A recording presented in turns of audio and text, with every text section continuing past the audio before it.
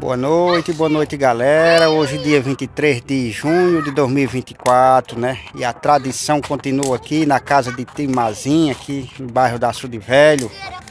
A fogueira de São João, né? Tradição continua, né? São João, época de oração e reflexão. E aí a fogueira aí, feita na casa de Tio Mazinho, que anualmente ele faz essa fogueira.